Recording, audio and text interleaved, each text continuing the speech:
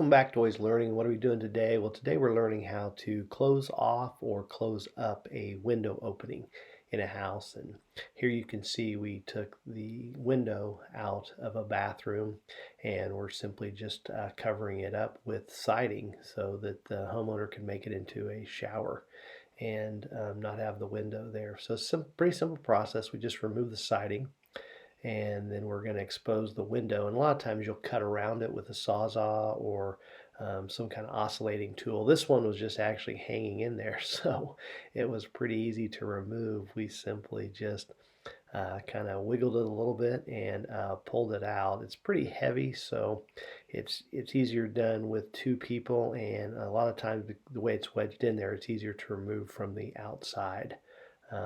If it was, if you could pull it from the inside, probably be easier, but the way it was kind of in there, we found it easier just to pull it from the outside. And like I said, it's pretty heavy, so you needed two people to do it. And then once we got that down, just cut 2x4s to length and then screwed them in with some 4-inch screws, kind of in an angle, just on each side to make sure that they were very secure and in place. And you want to make sure you get them the right distance apart so that when you come on the inside and put your insulation, it's easy just to overlap it and fit it in there nice and snug. Now that the 2x4s are in place, we're simply going to take a sheet of plywood that we cut to fit the opening. And the opening was a little bigger than the sheet of plywood. It was 49 inches, so we're going to come back and tape it with some weatherproofing tape to help seal in the cracks. But you're simply going to take this and then just with screws come into where the studs are and attach the sheet of plywood. Like I said, two people makes it a lot easier. One can kind of hold it in place as the other person screws it in. Here's a close-up look at the weather stripping tape. You could also wrap the whole thing in T-vac if you wanted to, but we just went ahead and used the tape to keep it consistent with everything else. This is a look at what's going on the inside while we're working on the outside. And now we're simply putting the siding back up over. We got new pieces and just are cutting them to length and then making sure we've got the same reveal at the bottom. And you just kind of work your way from the bottom all the way up to the top. We've got a nailing gun, a roofing gun, so a siding gun, it just goes a little faster if you've got one. If not, you're having to kind of hold it and nail it. And like I said, if you got two people, it just makes, and two ladders, it makes the work go a lot easier and faster. This was a really windy day, so I can imagine doing it by yourself would be a nightmare, but Craig and I got it done pretty quickly, just a matter of cutting it and going.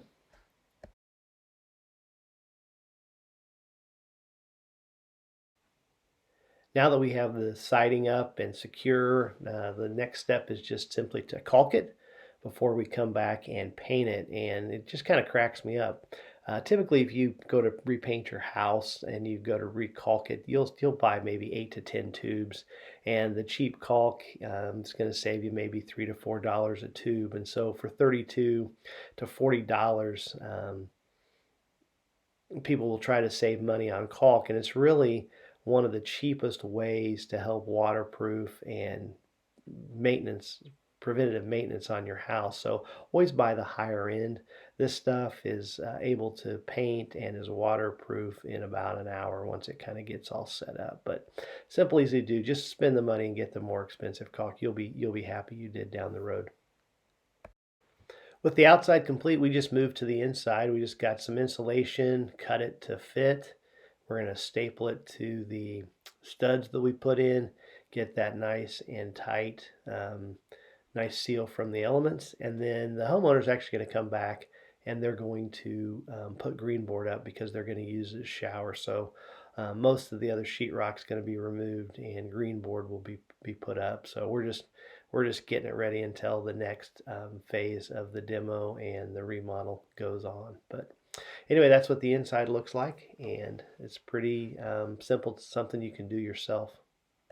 Here's the final before and after on the outside, and the before and after on the inside. So anyway, thanks for watching, and like and subscribe and leave comments at the bottom.